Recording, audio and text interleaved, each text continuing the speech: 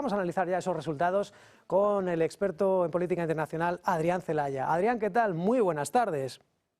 Hola, buenas tardes. Bueno, ya han votado bastantes millones de estadounidenses por, en este caso, el voto anticipado, prácticamente la mitad de la población con derecho a voto. ¿Dónde crees que están las claves de estas elecciones? Hay muchos segmentos de la población que se habla que Donald Trump ha logrado recortar, en este caso en la población latina. De momento no tenemos empírico, tampoco tenemos el padrón de todos los estadounidenses, pero ¿dónde crees que están las claves, Adrián?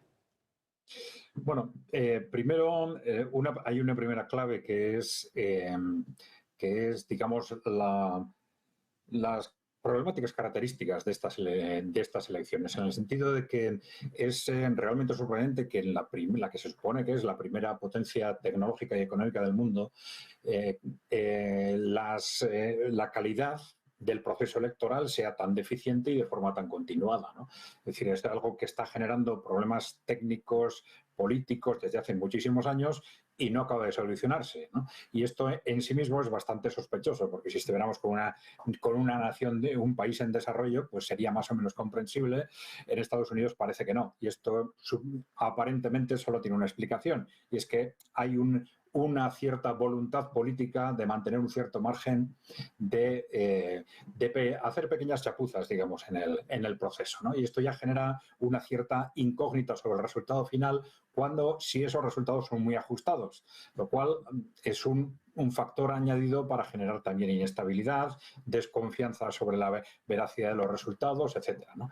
¿Sobre qué va a pasar realmente? Bueno, pues teniendo en cuenta todas esas incógnitas y que estamos ante unas elecciones que tienen una importancia, se ha dicho, civilizatoria, que quizás no ha habido otras tan importantes desde las que llevaron a la guerra civil a mitad del siglo XIX, pues hay que tener en cuenta que, por ejemplo, los sondeos seguramente tampoco son demasiado de fiar.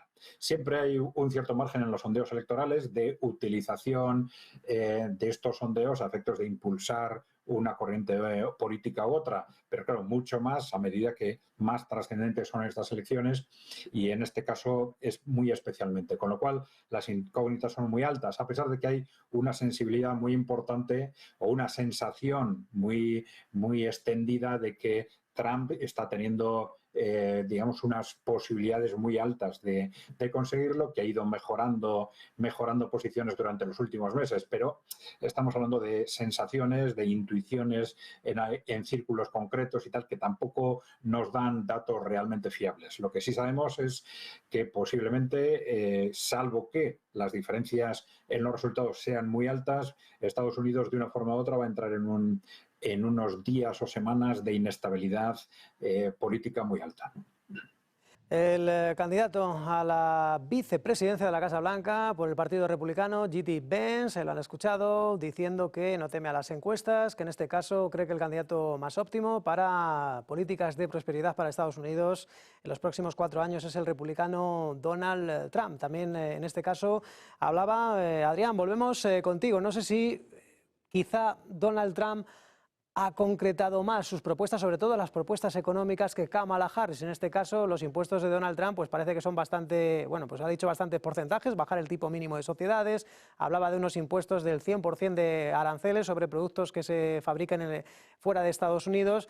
En el caso de Kamala Harris ha hablado de algunas ayudas concretas para familias, para padres primerizos, pero no ha dado tampoco demasiadas recetas económicas. ¿Ha concretado más Donald Trump la parte económica? Sí, pero claro, lo ha concretado en el sentido de diferenciarse de las políticas actuales. Claro, Kamala Harris en realidad no tiene mucho que concretar porque su planteamiento es fundamentalmente de mantenimiento de las políticas que se han seguido en los últimos años, ¿no? En el ámbito económico, con Donald Trump tenemos las dudas de fondo que tenemos también en el ámbito geopolítico, ¿no?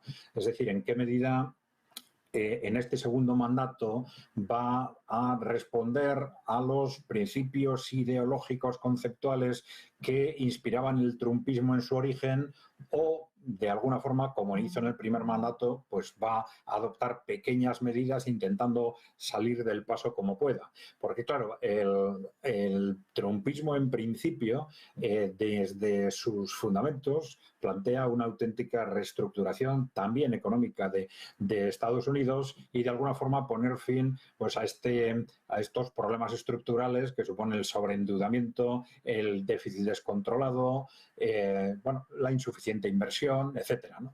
Pero claro, ¿se va a atrever realmente Donald Trump a abordar estos problemas de fondo o se va a quedar en pequeños ajustes que al final en el primer mandato llevaron a políticas bastante convencionales, con constantes presiones sobre la Reserva Federal para la reducción de tipos, que al final pues es al final política expansiva, endeudamiento, etcétera, ¿no? Entonces, esta es también la cuestión clave. ¿Va a mantener estas políticas de corto plazo que desde una u otra perspectiva no van a cambiar nada importante, o se va a atrever con medidas que intenten hacer frente al problemas gordísimos como es el del sobreendeudamiento? Claro, hacer frente al sobreendeudamiento implica dos cuestiones básicas. Primero, un nuevo modelo de crecimiento que sea capaz de soportarse en una contención, en una deuda contenida, no en un incremento constante de la deuda como hasta ahora, y además políticas para hacer frente al endeudamiento ya acumulado, ¿no? Entonces, los dos aspectos son problemáticos,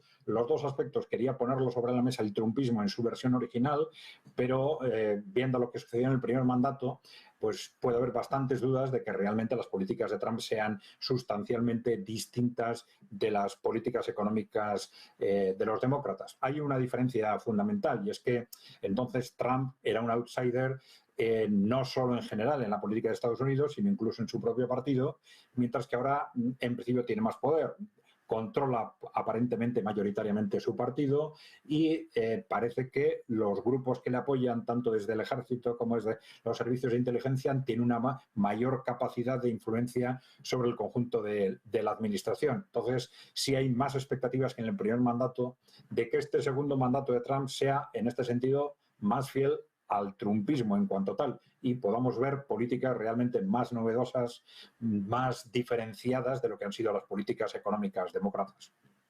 Una de las cosas que, bueno, en este caso de la hoja de servicios de Donald Trump de entre 2016 y 2020 ha sido uno de esos eslóganes: conmigo no hubo ninguna guerra y conmigo no habrá ninguna guerra. Pero bueno, pues teníamos una guerra fría pues como pocas, ¿no? Cada día pues amaneciendo sabiendo si en este caso el botón ese nuclear de Corea del Norte, de Donald Trump, luego tuvieron su famosa reunión, la foto, pero en este caso no sé si crees que habría una mayor hostilidad, con Trump se abriría una época más hostil.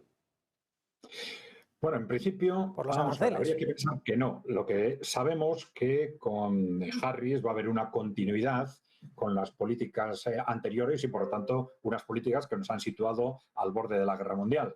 Entonces, esto es lo realmente peligroso. Con Trump hay muchas dudas. Con Harris, digamos, no hay dudas de que va a seguir esas políticas, ¿no?